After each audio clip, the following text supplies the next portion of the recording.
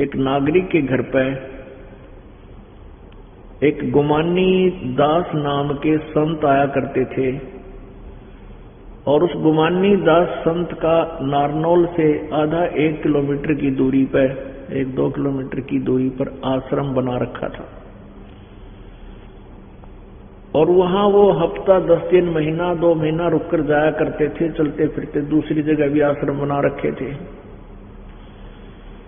एक दिन उसने अपने पड़ोस में, वो गुमानी दास जी उस नित्यानंद जी के पड़ोस में बिल्कुल 1-2 मकान छोड़कर वहां सत्संग करने आई हुई थी और सत्संग के अंदर विचार दिए जाते हैं, ये ज्ञान कराया जाता है कि तू कौन है, कहां से आया था, आप जी का उद्देश्य क्या है, आप कर के रहे हो।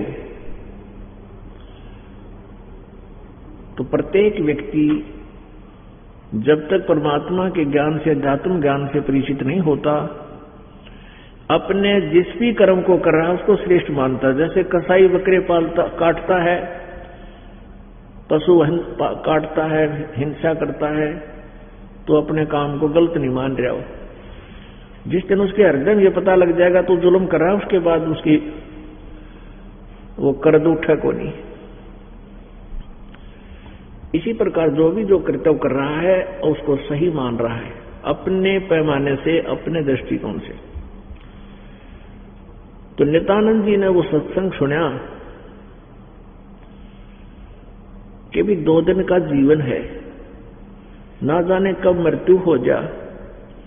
और फिर उसको अपनी याद आई कि मेरे माता पिता दोनों मर गए, उन्होंने हमें चाह से जन्म दिया था और सोचा था अपने बच्चों को पालने पोसेंगे, बुढ़ापे में मैं सुख होगा, और वो जाते रहे, उनकी मृत्यु होगी।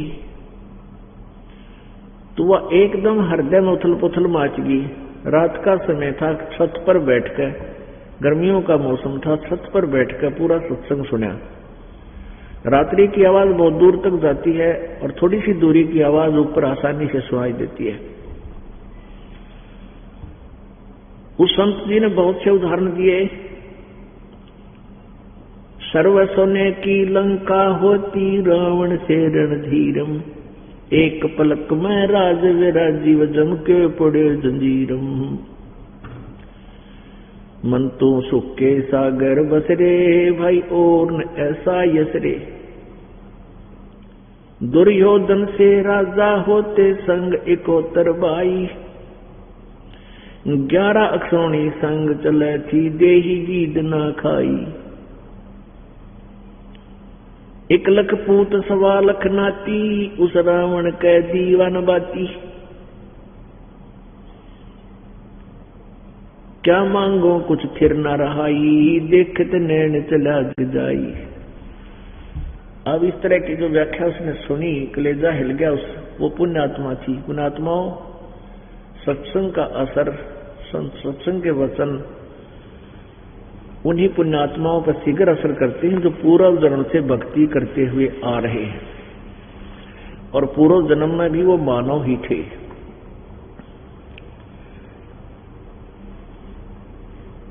जड़ दुनी से आए हुए प्राणी सत्संग सुना नहीं करते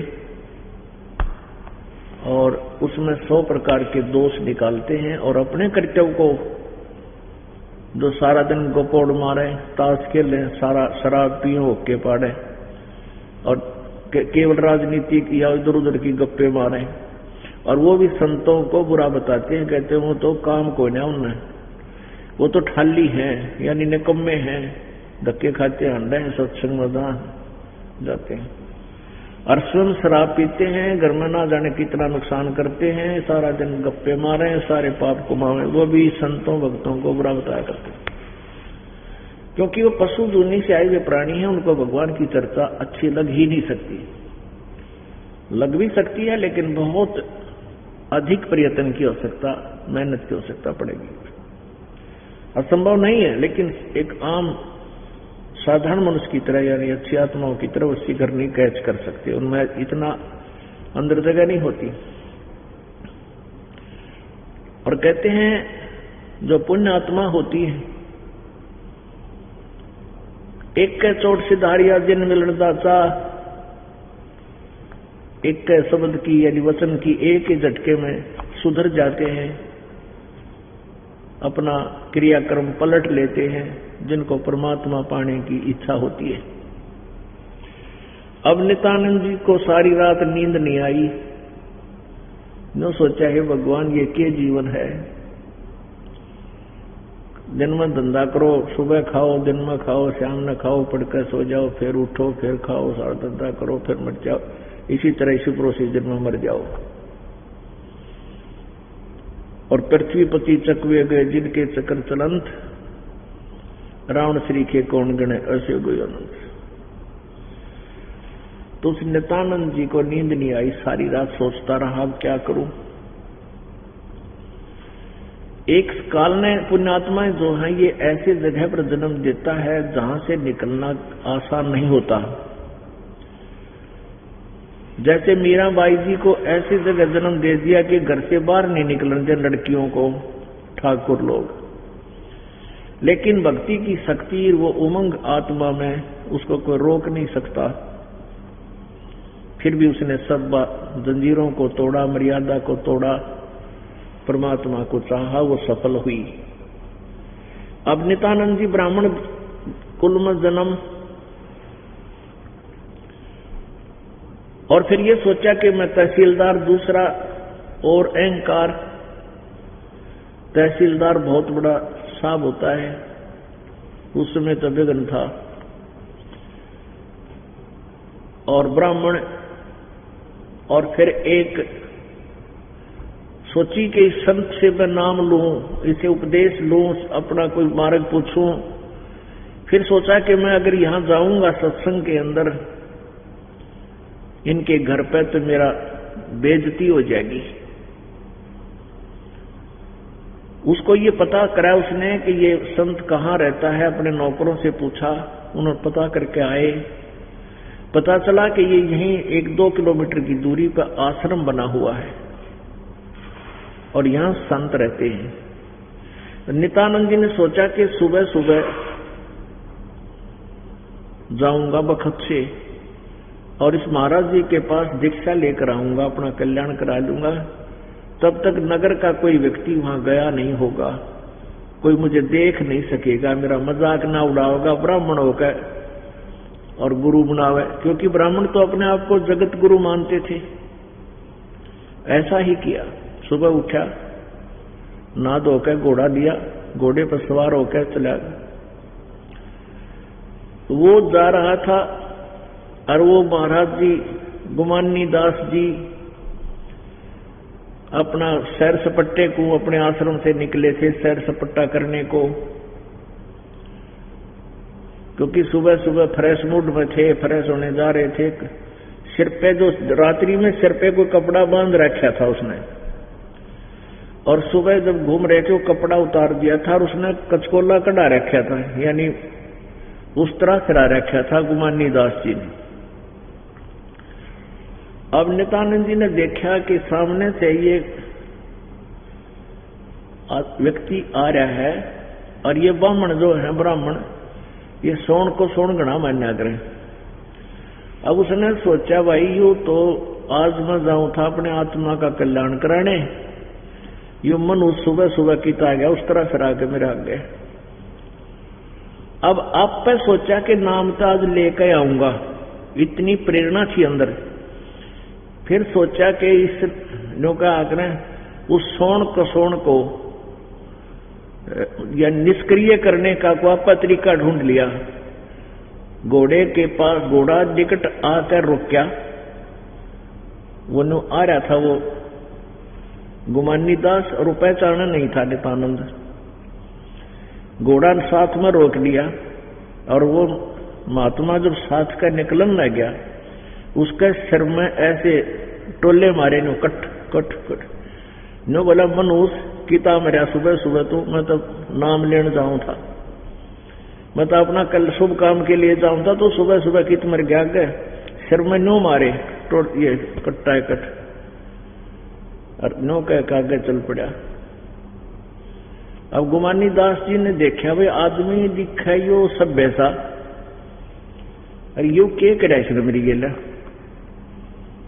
फिर सोचा के माथा मारा इसे करा कितने नल्ले हैं, 100 तरह के संतों ने तो अच्छे बुरे सब तरह के व्यक्ति टकराया करें।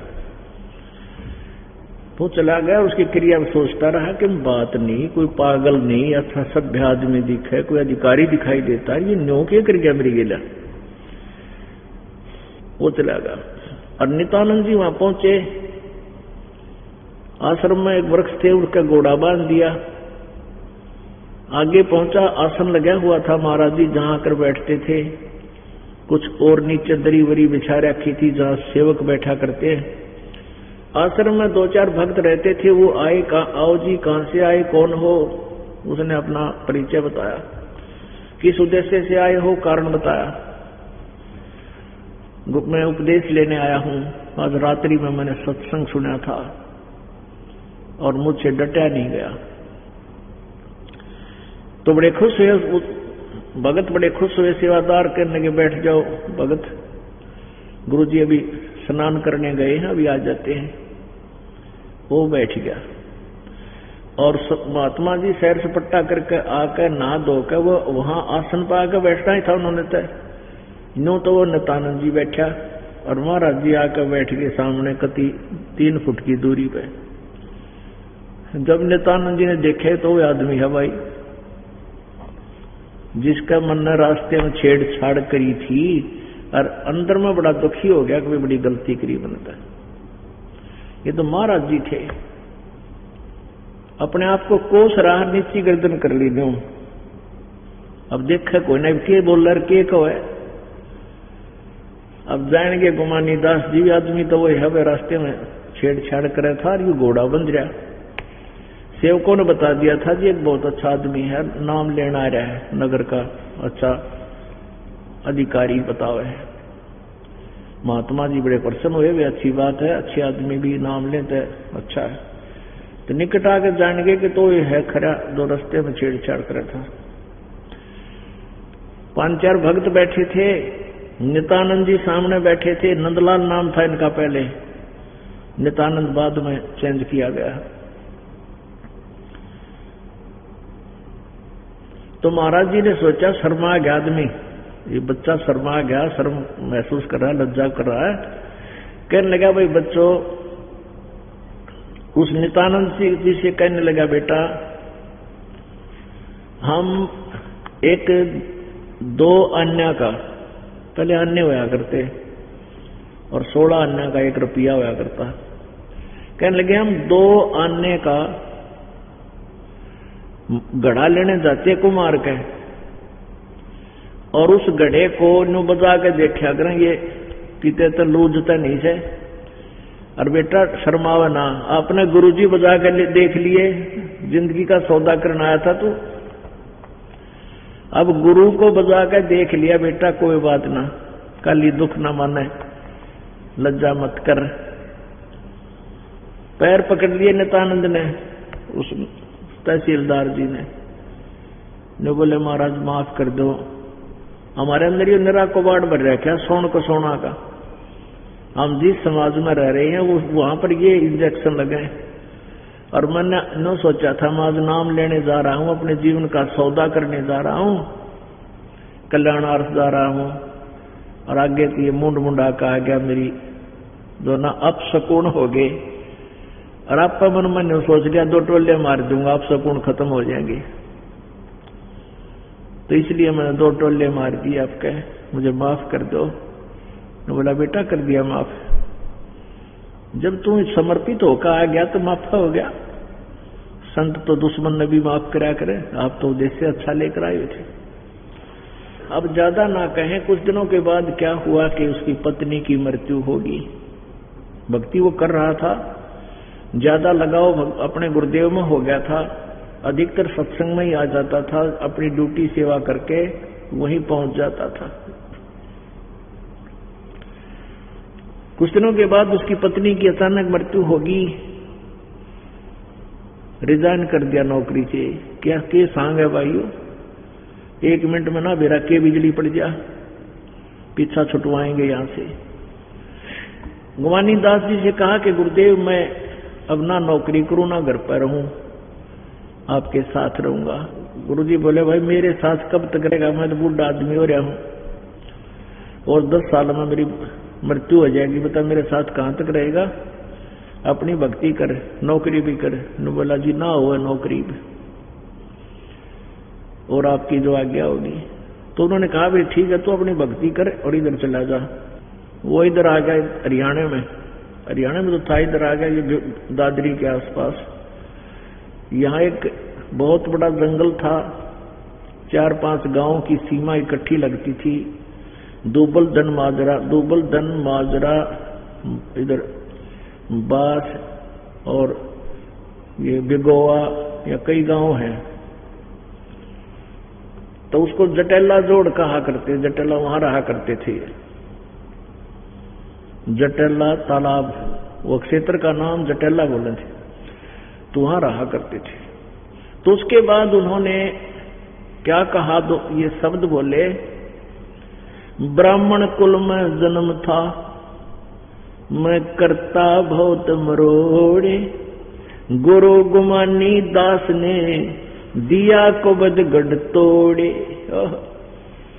कहते ब्राह्मण कुल में जन्म था, रांडी पा क्या आंडू था, बहुत गर्व किया करता था, अभिमानी था, मैं अभिमान किया करता था कि हम सबसे ऊंचे कुल में जन्म है। और दूसरे फिर तहसीलदार, दूसरा ये और बेगन अधिकारी होकर और घनाडी पाक जाए, आदमी थोड़ा सा ठीक सी पोस्ट हो जाए तो भगवान से कोसों दूर हो जाता है। अब क्या बताते हैं, ब्राह्मण कुल में जन्म था और करता बहुत मरोड़, गुरु गुमानी दास ने दिया कुबद गढ़ तोड़े। वो कुबद का गढ़, वो किला हमारा समाप्त कर दिया, ऐसा ज्ञान दिया निर्मल, अभिमान नहीं रहा। तो पुण्यात्माओं, जब से ये आत्मा परमात्मा से विमुख हुई है, उसी दिन से उसकी खोज में लग चुकी है। असंख्यों युग हो गए, असंख्यों जन्म हो लिए, उस परमात्मा तक पहुंच नहीं पाई है। और जब तक ये आत्मा परमात्मा से मिल नहीं लेगी, वहां पहुंच नहीं जाएगी सतलोक में, तब तक न तो ये सुखी हो सकती और न ही इसकी भक्ति की इच्छा समाप्त हो सकती। इसलिए ऐसी ऐसी पुण्यात्मा भी इन नकली गुरुओं के जाल में फंस के यहीं रह गई। इतनी सैक्रिफाइस, इतनी सच्ची लगन होते हुए भी नित्यानंद जी केवल स्वर्ग तक पहुंच पाए, क्योंकि इनको पासपोर्ट बनाने वाले ही स्वर्ग तय के थे। और नित्यानंद जी उसी साधना को सही मानकर, और जो गुरुजी ने रास्ता बताया, जो साधना बताई, उसी से सुख सागर प्राप्ति मानकर बेगमपुर, जहां कोई दुख ना हो, बेगम, बिना गम का, बिना दुख का स्थान। अब वो बेगमपुर है तो सतलोक, और नित्यानंद जी जान रहे थे कि स्वर्ग ही बेगमपुर है, क्योंकि वैष्णव साधु से उपदेश था, विष्णु जी का उनका इष्ट था। तो विष्णु जी की साधना करने वाला विष्णु लोक को ही जाएगा, पूर्ण मोक्ष नहीं होगा।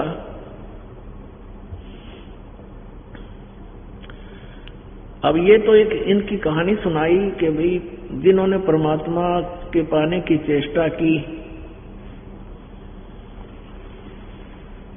तो उन्होंने आगा पीछा नहीं देखा। हमने ये देखना है कि उन्होंने ना कोई कुल देखा, जाति नहीं देखी, और ना ही समाज के रीति रिवाजों की तरफ ध्यान दिया।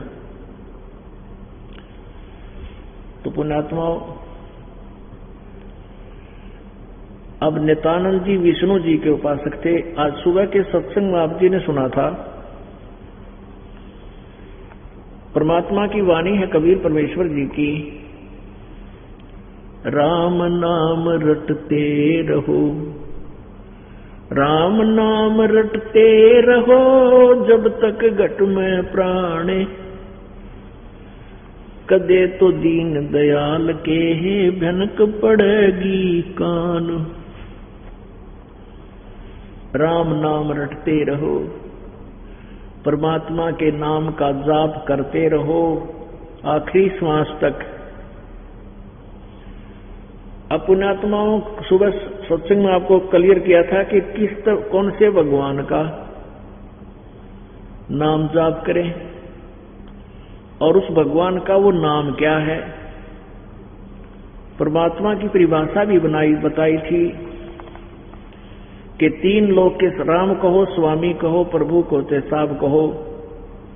3 लोक के राम हैं ब्रह्मा विष्णु महेश, प्रभु स्वामी एक एक विभाग के मंत्री हैं समझो।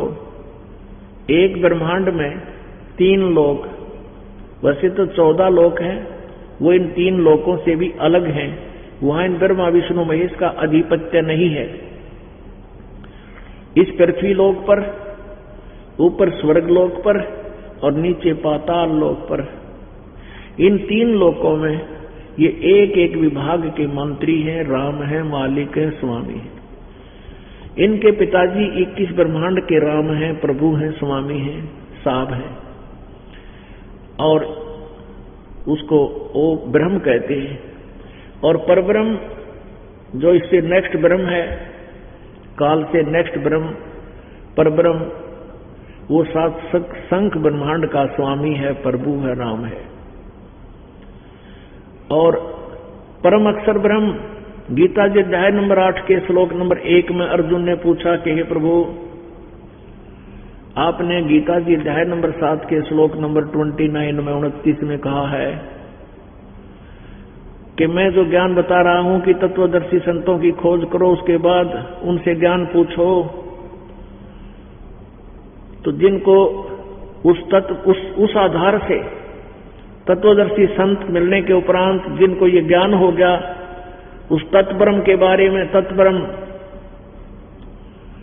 और अखिल यानी सारे अध्यात्म ज्ञान के बारे में, सभी कर्मों के से वो परिचित हो गया, उसके पश्चात वो व्यक्ति, वो साधक केवल जरा और मरण से छूटने का ही प्रयत्न करता है।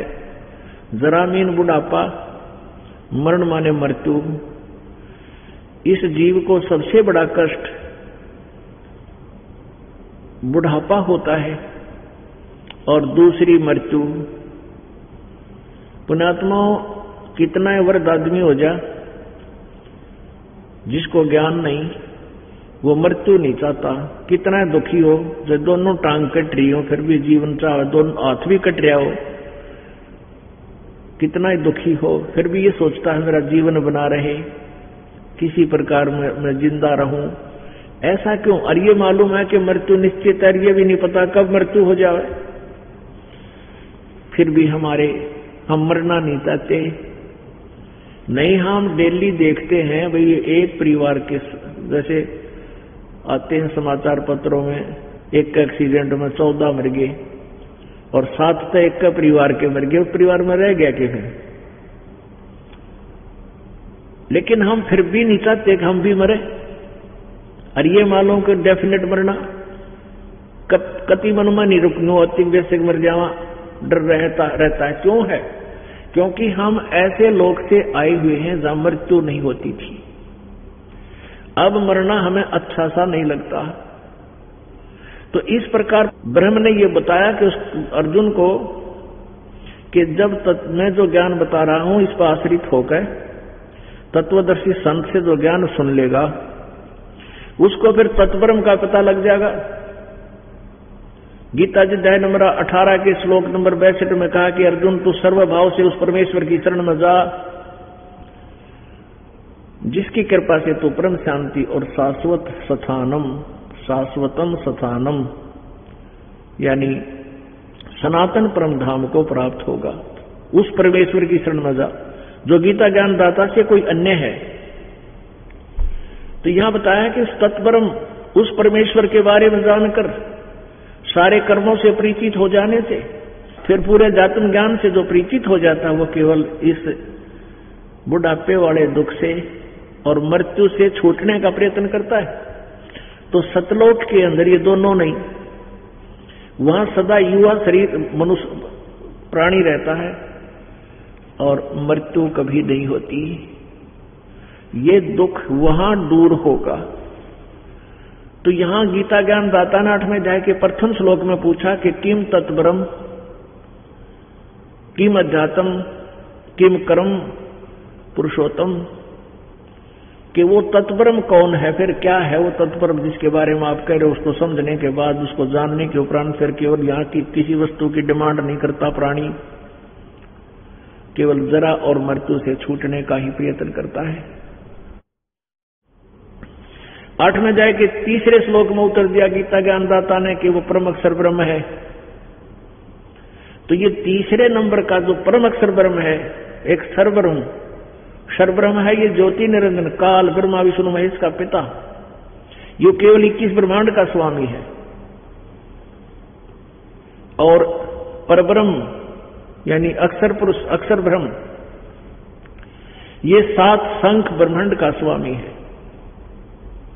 और परम अक्षर ब्रह्म और ऑल कंट्रोलर है। तो परम अक्षर ब्रह्म ये पूरे सभी ब्रह्मांडों के ऊपर 21 ब्रह्मांड काल के 7 संग ब्रह्मांड इस परब्रह्म के, अक्षर पुरुष के, अक्षर ब्रह्म के ऊपर ये परम अक्षर ब्रह्म, परम अक्षर पुरुष, ये ओवरऑल कंट्रोल सबका मालिक कुल धनी है।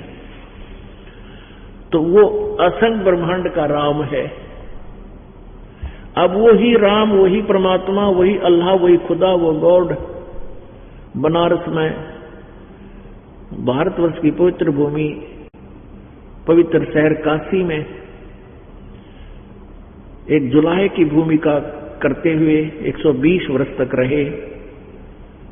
वो कबीर जुलाहा नाम से सुप्रसिद्ध हुए। लेकिन वो परमात्मा थे, वो भगवान थे, सबके कुल मालिक थे। लेकिन हम इस अज्ञान के कारण और नकली संतों के द्वारा भ्रमित हो जाने के कारण अपने उस मालिक को हम पहचान नहीं सके। उस परमेश्वर ने उस समय आकर के वो लीलाएं की थी जो हमारे सदग्रंथ बताते हैं कि वो परमात्मा ऐसी लीलाएं किया करता है, और उनकी लीलाएं आज सब सदग्रंथों से मिलती है। ये लक्षण है उस परमात्मा के, ये गुण है उस भगवान के, जो कबीर देव ने, कबीर साहब ने अपने लीला जीवन काल में जो लीलाएं की, वो सब सदग्रंथ वेद उसका प्रमाण करते। भगवान ऐसे ही क्या करता है। अब हमने उस परमात्मा की भक्ति करनी है। वो कौन है वो परमात्मा, कैसा है वो परमात्मा, और उसके पाने की विधि कौन सी है। राम नाम रटते रहो। एक तो राम है ब्रह्मा, ये विष्णु शिव जी, ब्रह्मा विष्णु शिव जी, ये भी भगवान है, सब स्वामी है। इनका जो जाप जपोगे तो इन्हीं के लोक में जाओगे, मोक्ष नहीं हो सकता।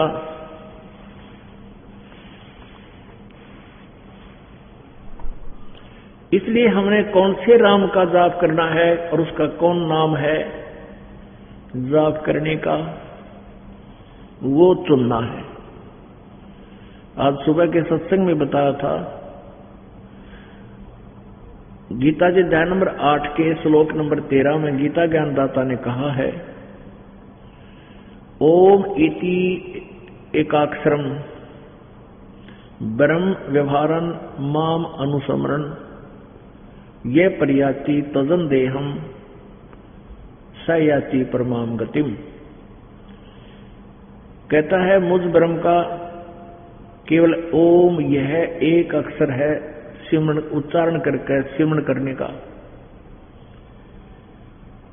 और जो अंतिम श्वास तक यह पर्याति तजन देहम यानी शरीर छोड़ने तक, आखिरी श्वास तक जो इसका सेवन करता हुआ शरीर छोड़कर जाता है, सयाति परमाम गतिम, वो मेरे वाली गति को ओम नाम के जाप से, ब्रह्म की साधना से जो गति होती है उसको प्राप्त होगा।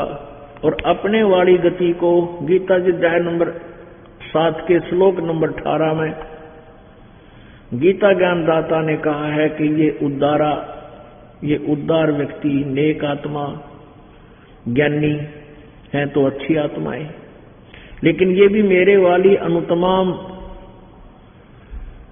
गति में, अश्रेष्ठ गति में, घटिया गति में व्यवस्थित हैं। पुण्यात्माओं, हम गीता जी का नित्य पाठ किया करते थे। नित्य पाठ किया करते थे, गीता जी के संस्कृत को पढ़ा करते थे। वैसे तो हिंदी भी थी, अनुवाद हिंदी में भी किया हुआ था, लेकिन पाठ के लिए केवल वो संस्कृत वाले ही हम पढ़ा करते थे। और हमारे समझ में कुछ नहीं आता था, फिर भी हम रुचि से पढ़ा करते थे, डेली पढ़ा करते थे, क्योंकि एक ज्ञान यज्ञ होती है जिसको स्वाध्याय बोलते हैं। उस स्वाध्याय का भी बहुत फल होता है। तो जी इसके उद्देश्य से स्वाध्याय करने के लिए हम गीता जी का नित्य पाठ किया करते थे, और गीता जी का नित्य पाठ करने से हम अपना कल्याण मानते थे। अब हमें ज्ञान हुआ कि गीता जी का नित्य पाठ करने से कल्याण नहीं होगा। धार्मिक ग्रंथों को, जो सदग्रंथों को पठन पाठन का लाभ तो होता है, लेकिन उससे कल्याण यानी मोक्ष नहीं होता। उस सदग्रंथों में क्या लिखा हुआ है, उसमें क्या संदेश है भगवान का, परमात्मा का, लेखक का, उसके अनुसार अपना आचरण, अपनी क्रियाएं सुचारू करने से कल्याण होगा। उसके पढ़ने मात्र से ही तो केवल पढ़ते रहने से ज्ञान मोक्ष नहीं होगा। तो हम उसको डेली पढ़ा करते थे, और कुछ समझ में नहीं आवा था, रोज रुचि से पढ़ते थे, आनंद सा महसूस करते थे, क्योंकि हमारे अंतःकरण में भगवान की चाह घनी थी। तो पुण्यात्मा, आज वही श्रीमद् भगवत गीता जी आपके समक्ष है, और ये दास उसका ट्रांसलेशन आपके समक्ष ही करके सुना रहा है। अब वो सदग्रंथ हमें क्या संदेश दे रहा है, और हम पहले साधना किया क्या करते, तो इसलिए आप जी को ये गीता जी का संदेश है, रह रह कर आपके समक्ष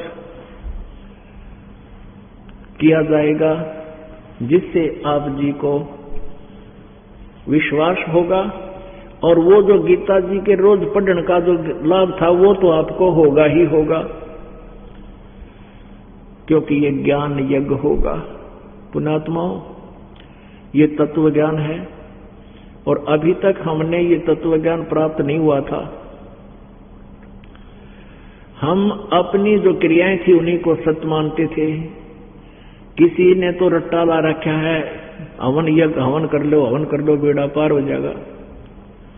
एक गायत्री मंत्र, वैसे तो वो एक श्लोक है, एक मंत्र है, यजुर्वेद अध्याय नंबर 36 का मंत्र नंबर 3 है, और इन अनाड़ियों ने परमात्मा के द्वारा बनाए गए उस अनमोल वचन को बिगाड़ दिया। आगे ओम नाम लाके, ओम लगा के। परमात्मा कोई बालक नहीं, अनजान नहीं। जैसे किसी मोटर कार बनाने वाली एजेंसी ने, फैक्ट्री ने, कंपनी ने मोटर कार या इसका पिस्टन बना रखा है मोटरसाइकिल का या कार का, और कोई उसमें चतुरता करता है, उसके एक नट वेल्ड करके न्यू कही अब ये ज्यादा एफिशिएंट हो गया है, उस नालायक ने तो बिगाड़ दिया, उसका फंक्शन खत्म कर दिया। कंपनी ने, कोई अनजान नहीं जो इतना कुछ अपना सामान जोड़े बैठे हैं, वो बालक थोड़े ही हैं। तो इसी प्रकार जो परमात्मा ने अपने वचन बोले हैं, दिए थे इस काल में, आगे बोले हैं, उन वचनों को बिगाड़ना, बिगाड़ करके अपनी चतुरता दिखा के नालायकों ने उस यजुर्वेद अध्याय नंबर 36 मंत्र नंबर 3 को बिगाड़ के गायत्री नाम लिख दिया। और इस दास से पहले किसी को ये नहीं मालूम था ये गायत्री मंत्र है कि सांग से गोट्या गोट्या करते, ये ऋषि मैं ऋषि भी। इस दास के ऊपर कृपा की, परमेश्वर ने अपना खजाना खोल दिया। दास का मोतियाबिंद, अज्ञान रूपी जो मोतियाबिंद, उसका ऑपरेशन कर दिया प्रभु ने। तो इस गायत्री मंत्र के आगे ओम नाम ला के ओम भूर्भुवः स्वः नो जाप करा करते थे नहीं, और कहते थे इससे मोक्ष होगा, हवन यज्ञ कर लो। पुण्यात्माओं, पहले तो हम ये देखें कि एक किसी मंत्र का बार बार जो आवर्ती करने से, रिपीटेशन करने से क्या लाभ होगा। जैसे बिजली के गुणों में लिखा है कि बिजली पंखा चलाती है, बिजली कूलर चलाती है, बिजली पानी निकाल देती है जमीन से, मोटर ट्यूबवेल चलाती है, आटा पीस देती है, पशुओं का चारा काट देती है, और बड़े बड़े फैक्ट्रियां चलाती है। ठीक है, इसको चाहे संस्कृत में लिख लो, चाहे हिंदी में या अंग्रेजी में, ये गुण है बिजली के, इलेक्ट्रिसिटी के। और इनको डेली पर ढेंजा बिजली पंखा चलाती है, कूलर चलाती है, दूध जला देती है, दूध रिड़क देती है, भाई आटा पीस देती है, ऐसे ऐसे। अब उससे क्या लाभ होगा? उससे तो जानकारी हुई है कि बिजली ऐसे काम की चीज है। अब वो पावर मिला कर वो हमारे घर में काम करे कैसे, ये विधि न्यारी है। उसके लिए से प्रोसीजर है, एक फॉर्म लो, उसके सारी फॉर्मेलिटी पूरी करो, बिजली वाले महकमे में जाओ, वहां उनके जो भी पैसे जमा कराने हैं उनके वो सिक्योरिटी जमा कराओ, और जो फॉर्मेलिटी पूरी करो, फिर वो कनेक्शन मिल जाएगा। फिर वो बिजली डेली वो काम करेगी जो रोज पड़ा करते हैं। तो ये गायत्री जो मंत्र है, ये प्रभु परमेश्वर पूर्ण परमात्मा के गुणों का गान करता है। वो परमात्मा स्वयंभू है, सबसे पहला परमात्मा है। और हे परमात्मा, हमारी बुद्धि को अपने चरणों में लगाए रखना, हम आपका गुणगान करते रहें। आप पूर्ण परमात्मा हो, आप सुखदायी हो, ये अर्थ बनता है इस यजुर्वेद अध्याय नंबर 36 के श्लोक नंबर 3 का, मंत्र नंबर 3 का। और इसको हम डेली रोज पढ़ लें श्लोक को, भूर्भुवः स्वः तत्सवितुर्वरेण्यं भर्गो देवस्य धीमहि धियो यो न प्रचोदयात्। इससे तो परमात्मा के गुणों का ज्ञान हो रहा है। अब वो परमात्मा जो सुख दे वो कैसा है, कौन है, कहां रहता है, उसकी प्राप्ति कैसे होती है, तो सतगुरु संत बताया करते हैं। अभी आपने ये शब्द सुना कि और बात तेरा काम नहीं आवे, संतों शरण लाग रे,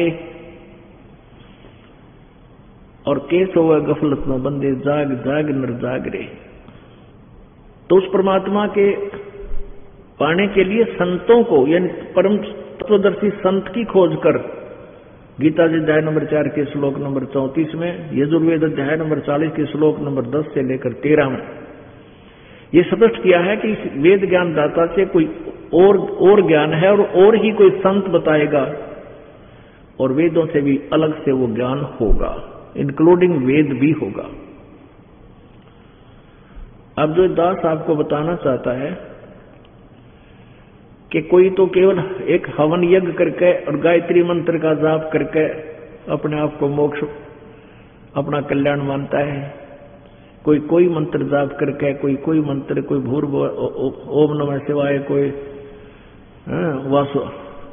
ओम वासुदेव नमो, इस तरह के ये अपने मनगढ़ंत कथाएं, मनगढ़ंत मंत्र बना के मनमान्य आचरण कर रहे हैं। हम मान लीजिए आप हवन यज्ञ करते हैं, हवन भी एक यज्ञ होगी, फिर डेली मान लीजिए गीता जी का पाठ करते, वो भी एक यज्ञ होगी, वो ज्ञान यज्ञ होती है।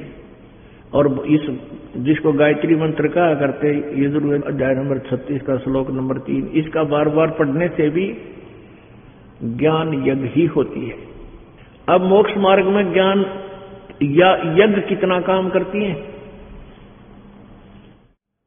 जग सारा रोगिया रे, जिन सतगुरु वैद न जाण्या जग सारा रोगिया रे।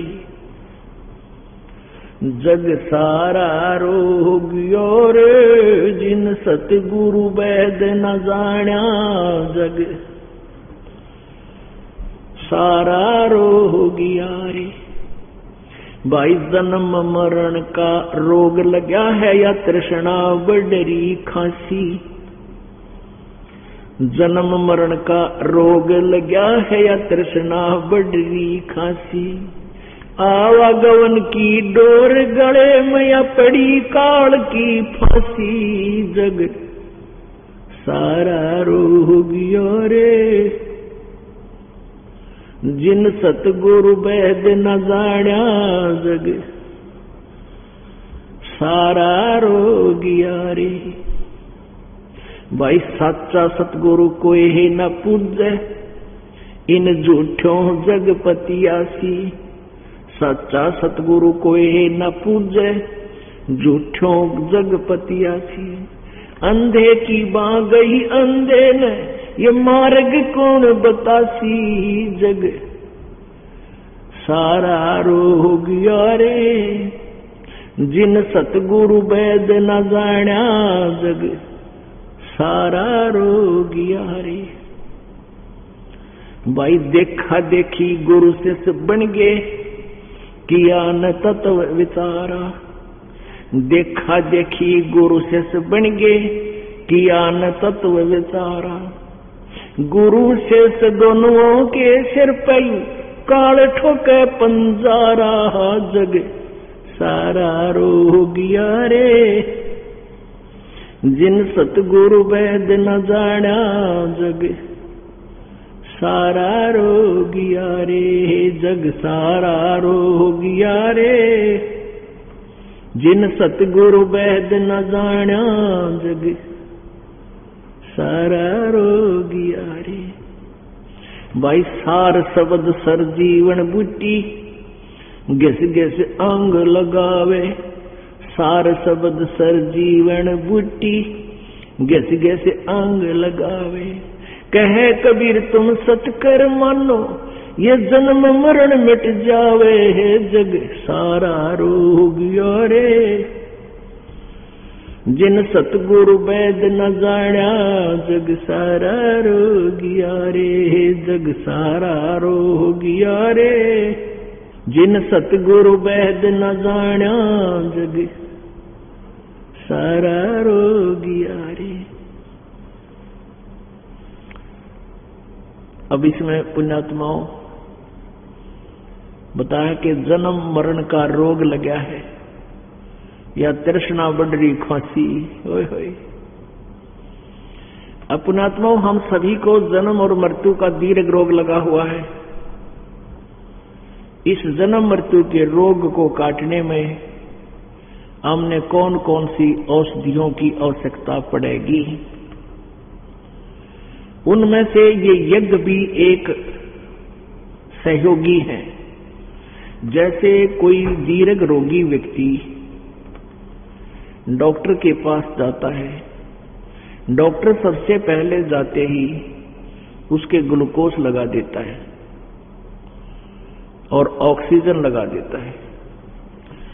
तो वो ऑक्सीजन और ये ग्लूकोज रोग नाशक नहीं है। वो तो शरीर को मेंटेन रख सकते हैं कुछ समय तक और फिर उस रोग के काटने का जिसके कारण वो वीक हुआ है, जिसके कारण वो इतना असहाय हो गया है, उठाकर ले गए हैं, वो रोग ढूंढेगा डॉक्टर।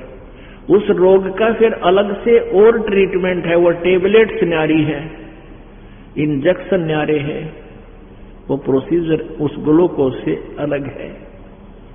तो पुण्यात्माओं इस जन्म मरण के रोग को काटने के लिए, समाप्त करवाने के लिए ये यज्ञ 5 यज्ञ है। ये ग्लूकोज का काम करती है। एक यज्ञ है धर्म की,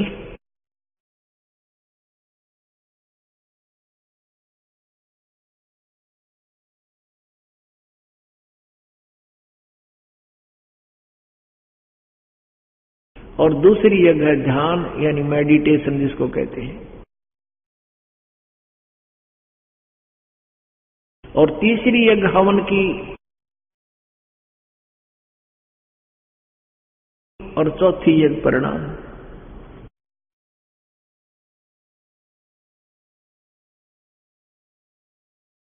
और पांचवी यज्ञ ये ज्ञान यज्ञ है।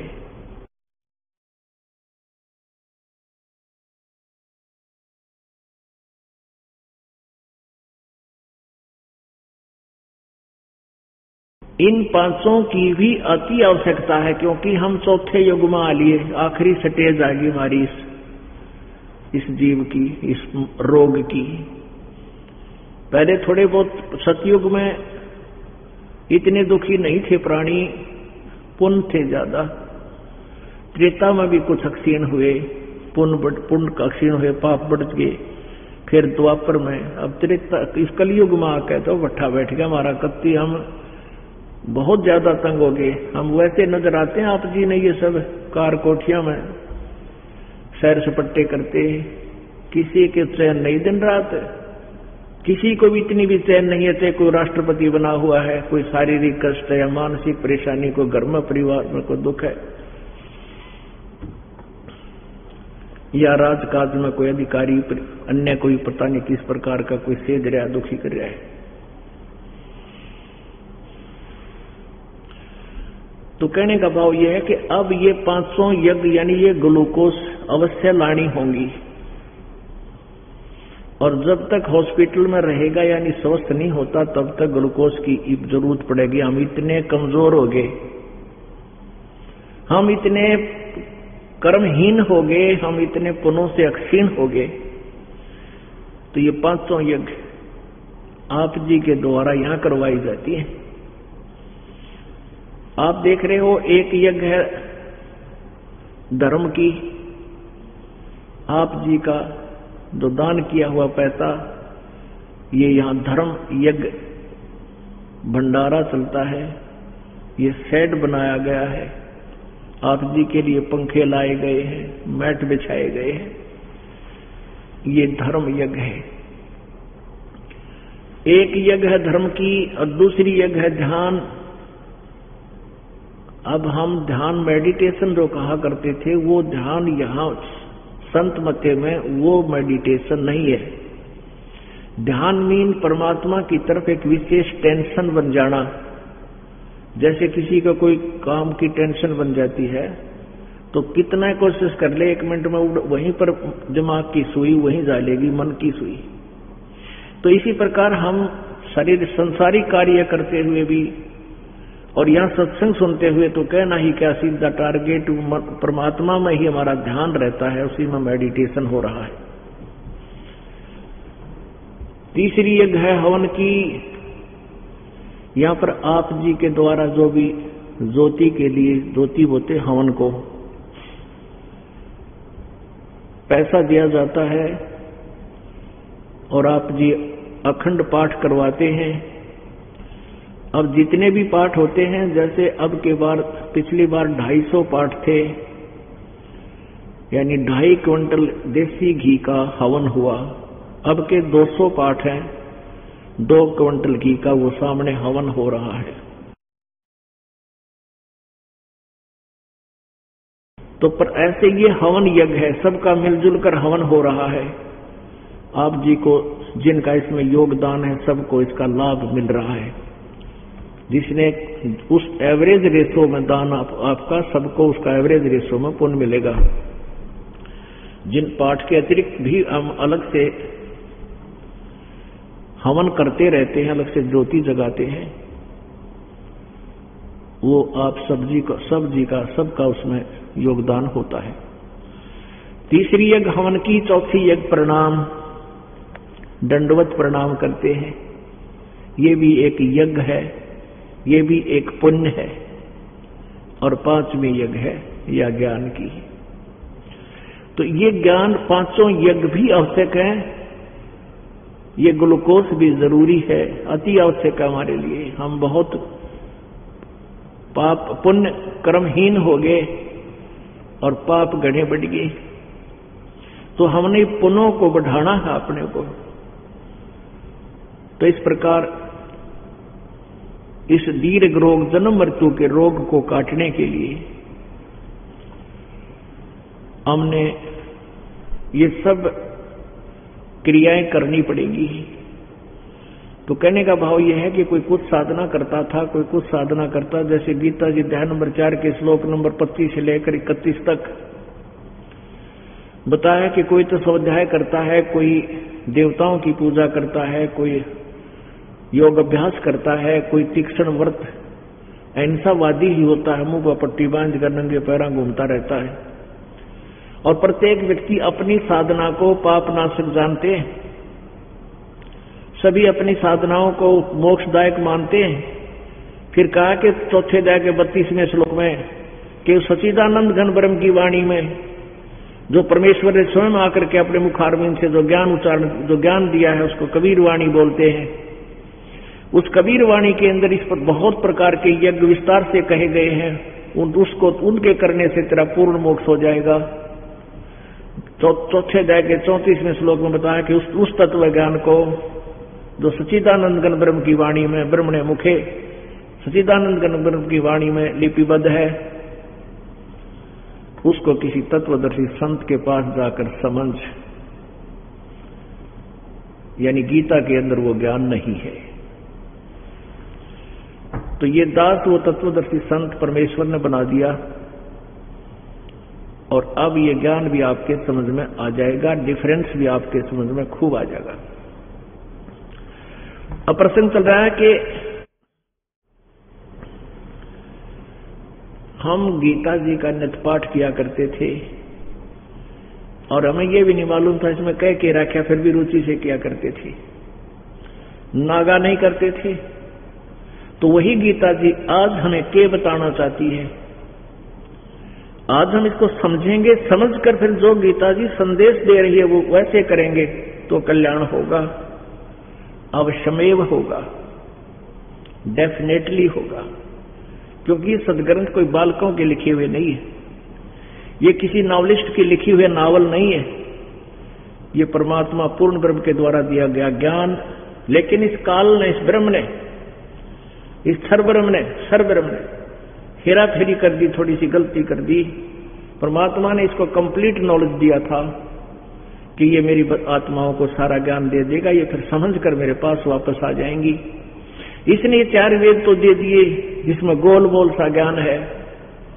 5वां वेद जो परम अक्षर ब्रह्म ने खुद आके देना पड़ा, सच्चिदानंद घन ब्रह्म की वाणी में, जिसने काशी बनारस में आना पड़ा, एक दुल्हाई की भूमिका करते हुए तत्वदर्शी संत की भूमिका भी की और अपने मुखारविंद से कबीर वाणी बोली जो आज दास आपको बता रहा है। आज ये दास आपके सामने सार्वजनिक कर रहा है और सबसे ग्रंथों से मिला रहे हैं जो 100% सत्य सिद्ध हो रही है। उस सच्चिदानंद घन ब्रह्म की वाणी में वो ज्ञान विस्तार से कहा गया है।